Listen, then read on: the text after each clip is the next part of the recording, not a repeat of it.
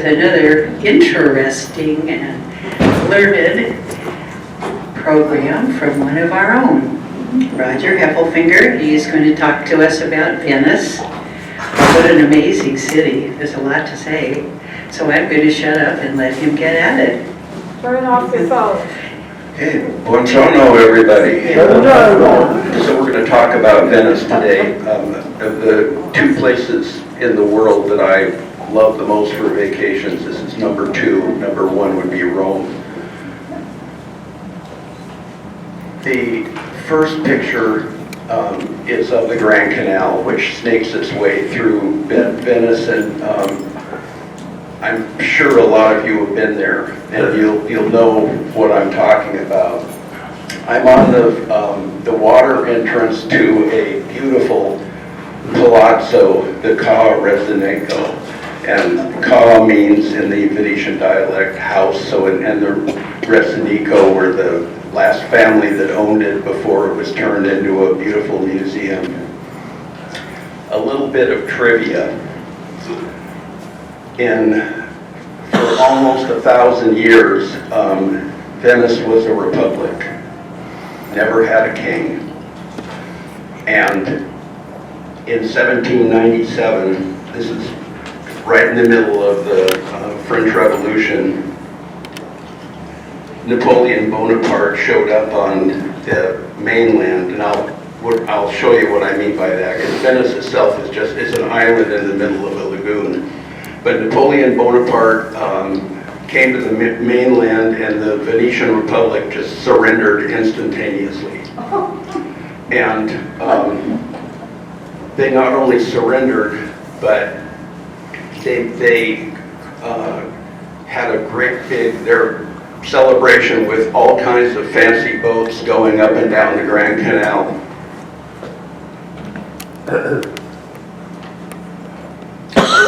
You can see that balcony right there. That's where Napoleon stood to watch the boats go by. And if you know anything about me, finding places where something important happened is just my favorite thing to do. So this is the Ca Residentico. It was built over about 10 years, so a good date to use is 1750. Where I was standing to take the first picture, it's right there. And the ground floor of a palazzo like this has almost nothing fancy in it. That's because if they had fancy things, it would just be drowned by high water. The second floor is where all of the entertaining would go on. And this particular palazzo has a really nice side canal that I'll talk about in just a second. And then up here is where the family quarters were. See these little tiny windows up here? That's where the servants were.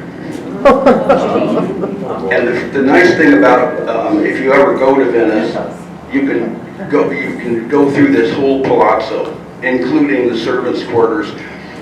Very low ceilings, and I can't imagine what it would be like for them in the middle of a really hot summer.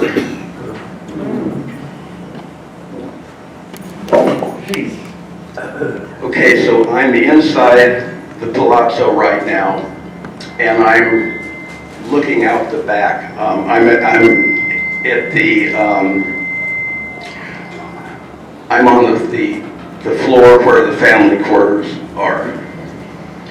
You can see the little side canal that I talked about before, and these people were rich enough to have a nice little courtyard. So isn't this all pretty? So you want to know what the bad is? I'm going to count them off. This is called Find the Cruise Ships. Oh, yeah. 1, 2, 3, 4, 5. These are not little Gene Height river cruise ships. These are the real thing. You know, Carnival, Holland America, Celebrity, they all show up in Venice because it's a lot of times it's the beginning of the Eastern Mediterranean cruises. Let's say each one of them disgorges 2,000 tourists. And they go straight to Piazza San Marco. So you've got 10,000 of them all at once. The other thing is, they don't stay in a hotel because they got their cabin on the ship. They don't eat in the restaurants because they've got their own dining room on the ship.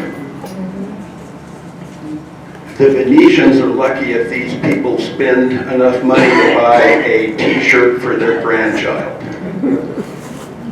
So, but there is huge payoffs by the cruise companies to the Venetian government. One thing that will keep coming up in this presentation is corruption.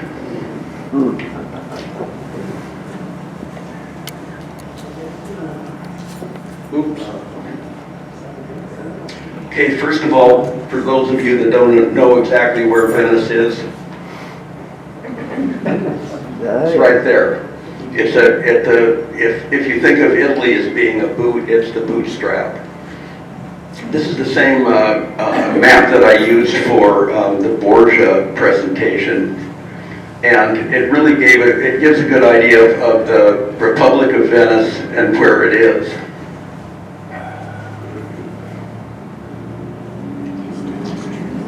What a lot of people don't realize is that Venice is actually in the middle of a lagoon. It's an island.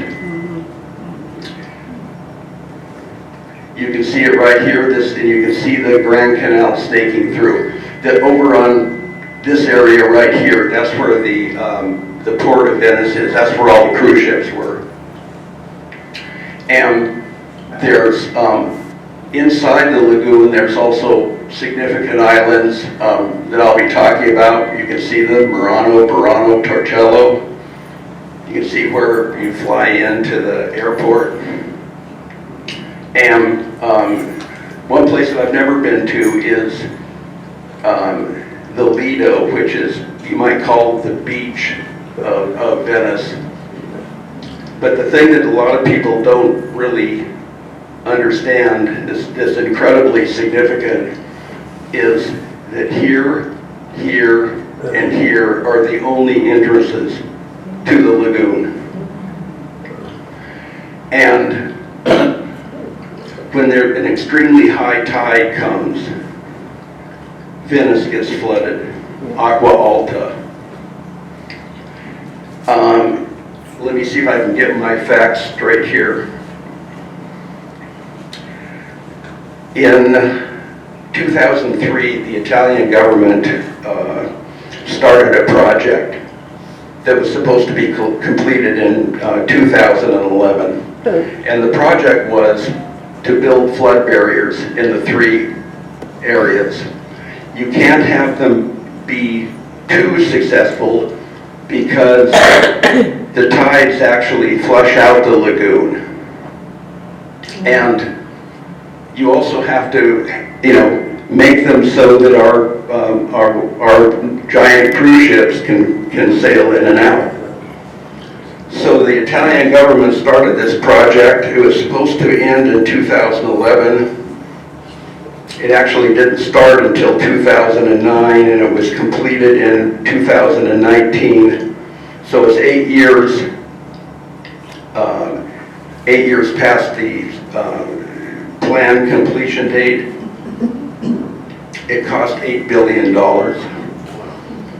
There was so much corruption that even a mayor of Venice was sent to prison.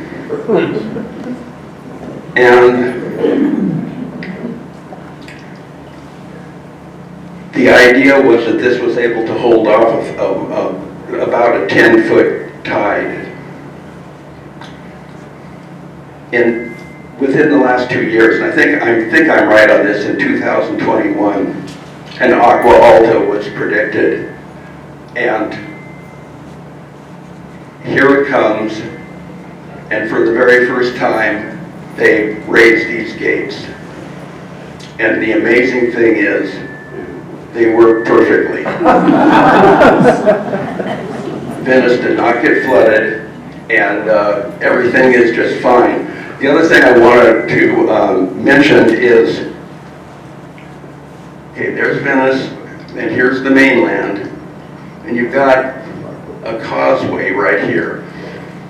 And yes, the first causeway was for the railroad, and it was in 1846. So the railroad comes straight into the station, which is on the Grand Canal. And then in 1932, a side causeway was put in for automobiles. They can go as far, they can just barely get onto the island, and there's a huge parking garage.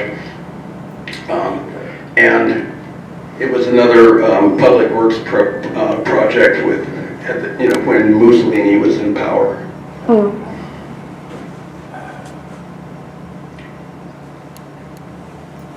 And this is an actual map of the city of Venice, and I just want to tell you a few things.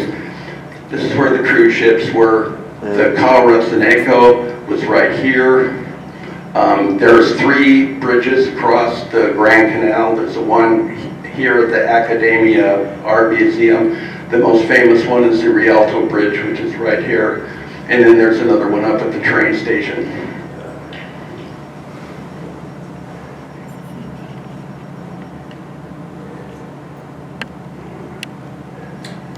So, let's pretend that we've all signed up for the Carnival Ecstasy Eastern Mediterranean tour, and we're going to spend 2.5 days in Venice. We'll get the whole thing handled.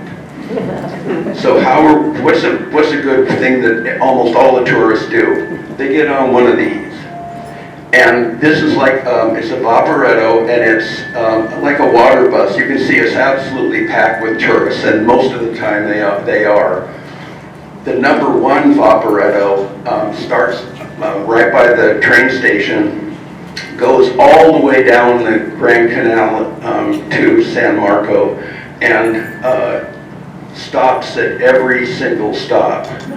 And so it takes you like maybe a couple of hours to go through the whole thing. But it's a wonderful way to see the whole, the Grand Canal and the palazzos. Because we're only going to spend a couple of days in Venice. What? When you're standing there, there's some feedback. Maybe when you're standing back, there isn't, or if you come this way, I think there's, what is it up there that fusses with the microphone? Okay. Sorry. How does this sound? That's good. That's good. Since we're only going to be spending a couple days in Venice, we're not going to actually be able to go onto the Rialto Bridge, but we'll be able to go underneath it, and you can say you've seen it.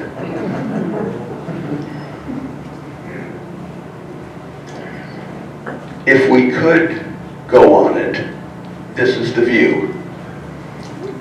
And the Grand Canal is always full of boats. You can see that's a vaporetto stop right there for the Rialto Bridge. You can see some gondolas over here.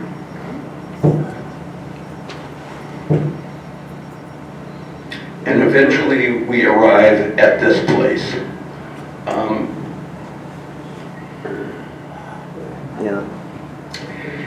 Yes. This is from a painting from a Venetian artist, Canaletto. He lived 1697 to 1768, so this is probably about a 1750 picture. The reason that I put this in is because if you go to Piazza San Marco right now, it almost looks exactly the same. And that is amazing. The only thing that would really be different is the clothes that people are wearing in the picture. This is the Basilica of San Marco, and it's Campanile here. Right to the right of it, and I'll show you some more pictures of this, but this is the Doge's palace, and I'll tell you about the Doge and his palace. But interestingly enough, this Campanile was constructed in the year 940, and in 1902, in the middle of the night, it totally collapsed. And I'm not sure anybody knows why, but and so it was, after that, it was reconstructed, and you can go to the top. There's an elevator in it now, but it's a real rickety one, and it's a very time-consuming, long lines.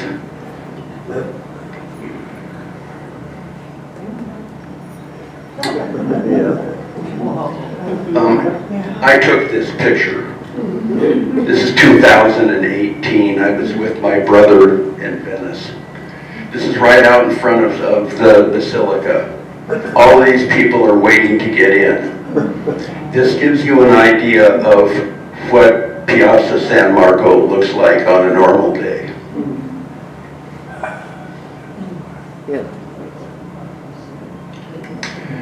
I actually didn't take this picture, but it really tells you a lot. This is the reconstructed Campanile. This is the Doge's palace. I don't know whether you can see this, but you see these tourists? Oh, yeah. And if you went back towards the Campanile, you would walk right into Piazza San Marco. The Doge was the ruler, if you want to call it that, of Venice during its time as a republic. It really wasn't a democracy. It was more controlled by a group of very rich, powerful families, and they would trade off having a Doge. And a Doge was kind of like the Pope. He was elected for lifetime, but it was not a hereditary position. So this was the seat of government, and you probably heard of this, but this is the Bridge of Sighs.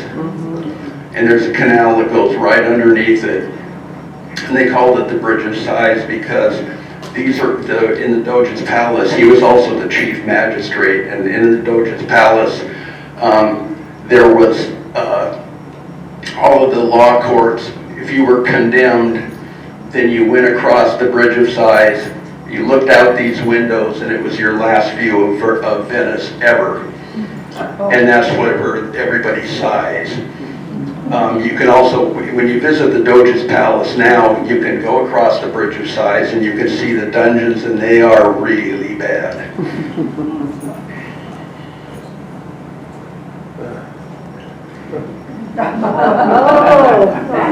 Oops. What did I do?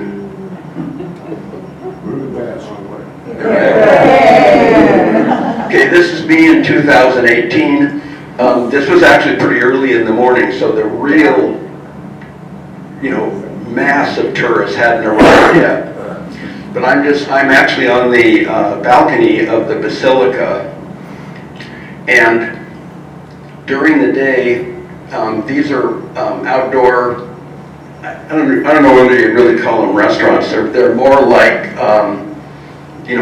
sit and have a cup of coffee, or a glass of wine. But in both underneath these white canopies, they have a little, 10-piece orchestras playing all day. It's a real circus.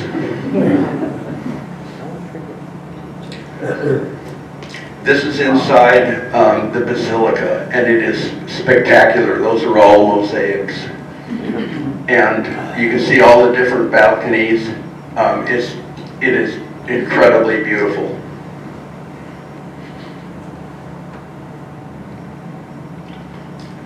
And if you're in Piazza San Marco and you are looking at the basilica, you notice that the Doge's Palace is connected to the basilica. The basilica is supposed to be the Doge's private church. Not really private, but his official church. This is the courtyard inside of the Doge's Palace. And that's one of the domes of the basilica in the back. And you arrive into the courtyard and you go up this stairway here to get into the Doge's Palace. And almost everywhere in Venice, you're going to see a well like this in the middle of a courtyard. I'm not a real expert on this, but I have read that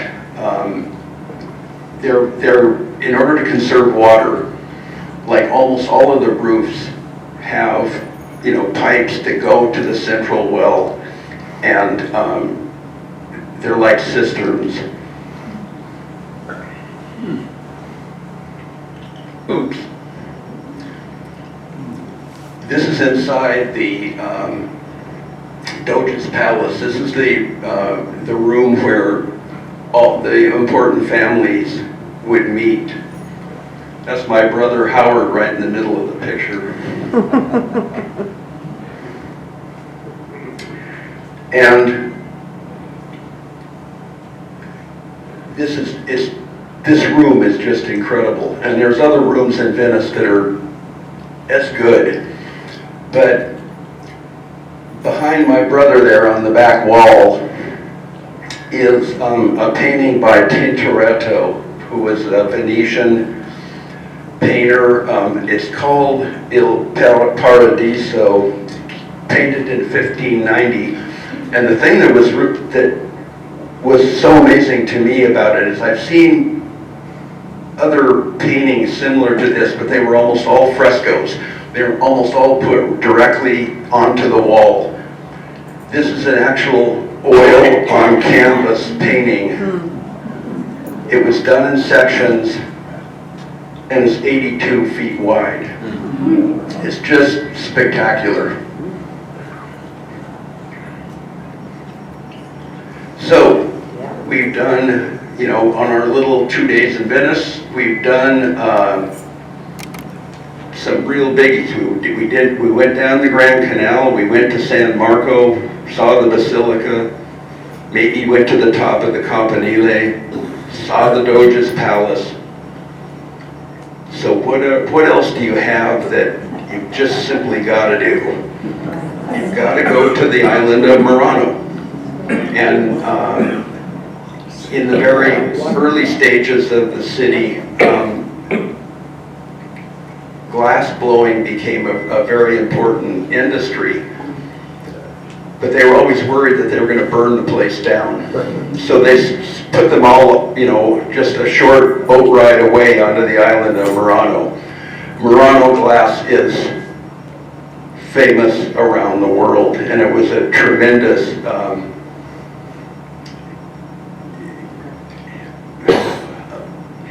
I'm trying to think of the right word, but Dale Chihuly learned a lot from Murano glass. There's a lot of nice Dale Chihuly glass in this building.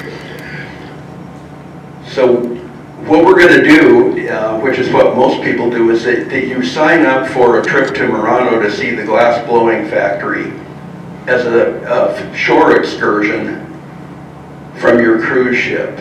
And you're thinking, wow, this is really good, because I think it's like maybe $20 a person. And you think, this is one of the most inexpensive shore excursions I've ever come across. I can hardly wait to go.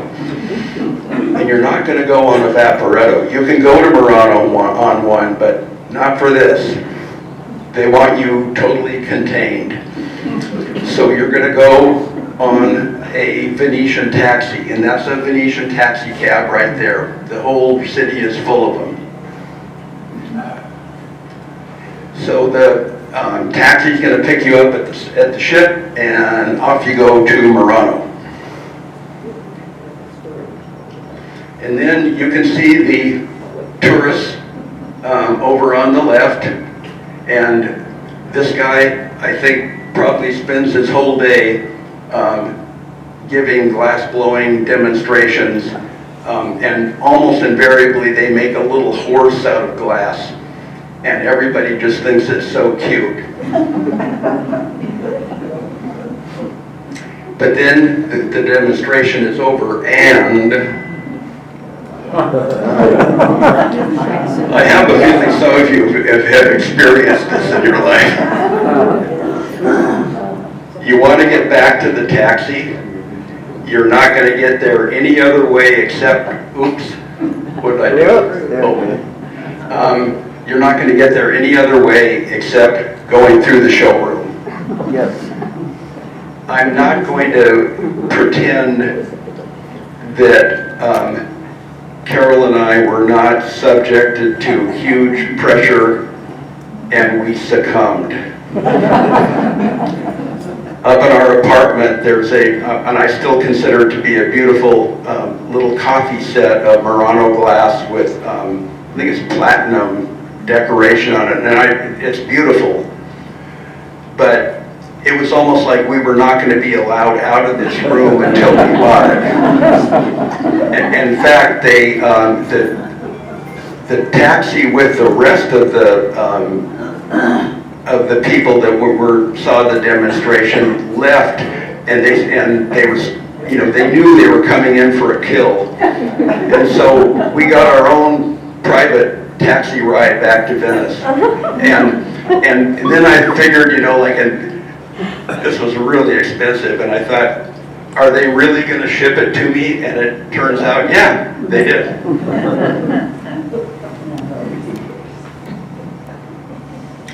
Okay, what's the next thing we're going to do? We're only there for 2 days. What do you got to do?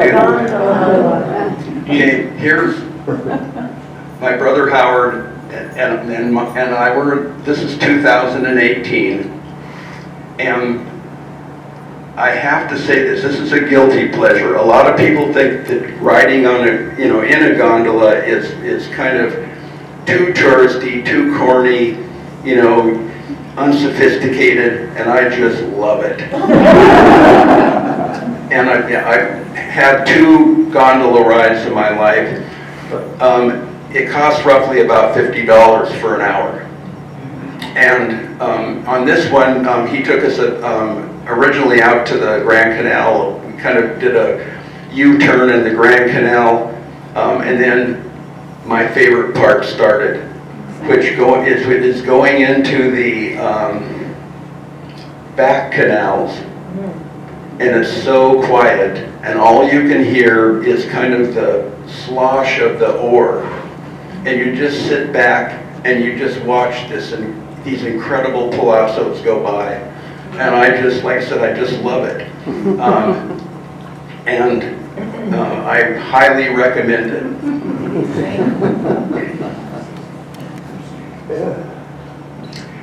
This is what it looks like when you're in your gondola. You can see the front of it right here. But you just go down canals like this, and the other sound that you hear is when they come to a blind corner. I can't remember exactly what they scream out, but it's like, oh yeah, or something like that, as to tell the other gondolas that they're coming around the corner, and these are incredible boats. They're absolutely beautiful. They don't have a scratch on them.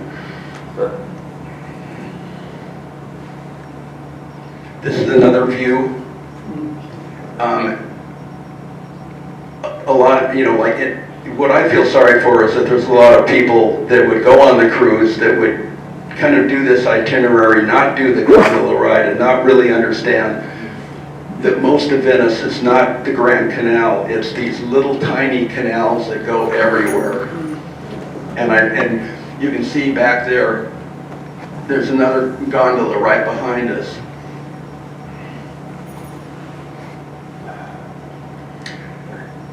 So, we had the gondola ride, came back to San Marco, and you go out and maybe with your friends you have a few too many glasses of wine, and you wake up the next morning on a park bench. The boat's gone without you. You know, your wife is quite upset. So you're going to have to wait for the boat to come back. What are you going to do? Well, the first thing that I would do is go back to Murano and stay away from the glass-blowing factories. You can, in fact, when you first get, and you can take a Vaporetto there, you can take a Vaporetto everywhere.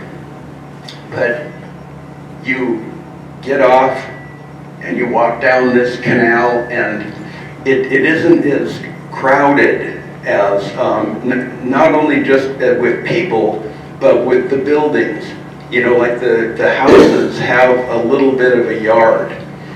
And it was just seemed like a wonderful place to live. But this is another view of Murano. There are tourists there, but it's nothing like San Marco. And beautiful shops, and that's a lighthouse. It's just a really nice place to visit.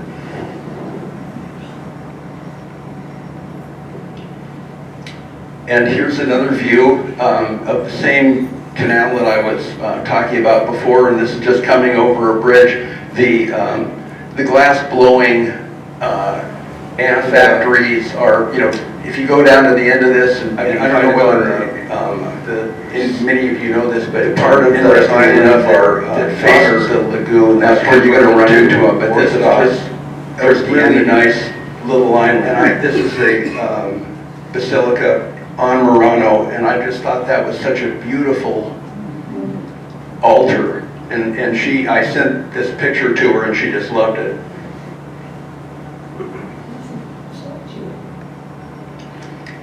Okay, you get back on the Vaporetto, maybe 10, 15 minutes later, you come to another island.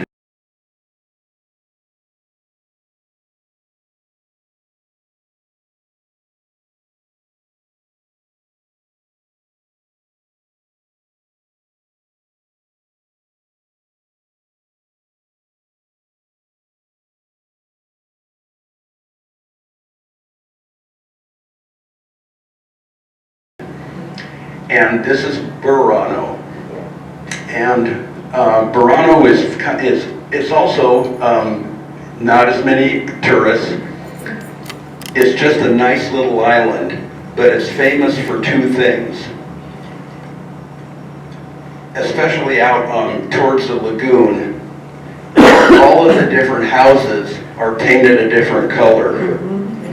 And I've read that the reason is that the fishermen were out, you know, catching their fish, and they would come back, you know, into the lagoon, and they'd be approaching Burano, and they'd be able to spot their house from a long ways off, and it was supposed to be a comfort to them. The other thing that Burano is very, very famous for is lace. And I don't understand how it's made or what makes good lace or bad lace, but it's one of their things. And this is just a kind of, you know, a row of shops that are still on Burano. You can see the lace. And again, I mean, you know, you have tourists, but you just don't feel overwhelmed. The third item, this is Torcello.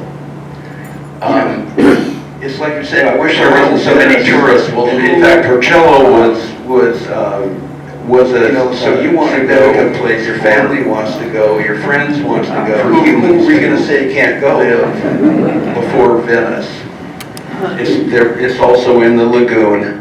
What happened was that especially the Huns started to go rampant right at the end of the collapse of the Roman Empire. And so the ordinary people were trying to find someplace safe. And so what they would do is they would take their boats and go out onto an island in the middle of the lagoon and hope that the Huns would leave them alone. The first island that they settled was Torcello, and you can see, the date on that is almost exactly the same as the collapse of the Roman Empire. That's wonderful. And this is not a cheap, touristy thing that was made in China. This was a handmade in a Venetian match shop. It's beautiful. Beautiful. Yeah, it is. It's got a lovely curve. It scared the hell out of my granddaughter. What is it made of? No. I think it's like, It's like paper and I'm not really sure. That's like paper mache. Yeah, it's like paper mache, that would be my guess. Wonderful. Anyway, anybody have a question? Okay, here and here. Okay, I saw your hand go up first, and then I'll work my way down to the front. Excuse me. What's the relationship between the Doge and the Catholic Church? Technically none. Everybody was a Catholic, Yeah. but he was a secular leader. He was not a religious leader. Henry, I'll get to you after I get to these.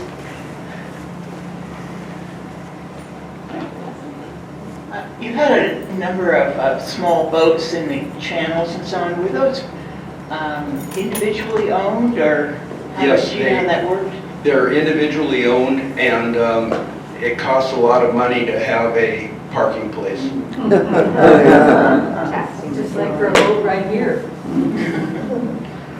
In 1950, my parents, sister, and I were in Venice for 3 nights, and my memories are very pleasant. However, in the Piazza, I got bombed by a pigeon. And I wonder, you didn't say anything about whether the pigeons are still there. The pigeons are still there. It's technically illegal to feed them.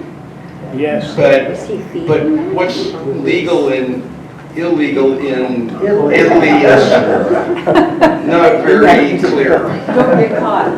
That's A the couple of things. My wife and I were there in 1971, and we were driving, so we parked. When we walked all this. It's actually not very big, so we could walk all over the place. Mostly didn't need to take Vaporetto or gondola, but we did take a gondola for fun. But it smelled bad. I don't know if it still does. It smells better. I don't. They're just doing a better job, and but I think a lot of it has to do with the time of year that you're there too. But like I said, like it's very important to for the tides to flush out the canals. Oh, yeah. When I was there, Jean, here, take the microphone. when I was there, San Marco was flooded. And nobody was sitting around having coffee or anything. You were walking on scaffolding. Yes, Yeah. the scaffolding is still there. Is it? We did feed the pigeons, by the way. Anyone else? Okay, Judy.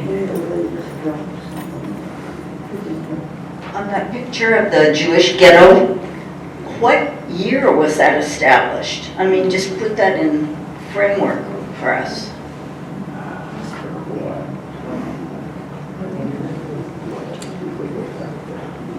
It was way before World War II, right? Oh, yeah. I have written down 1516. That's fine. That sounds right. PE? Yeah, Common, I mean CE, common era? Yes. Long time ago.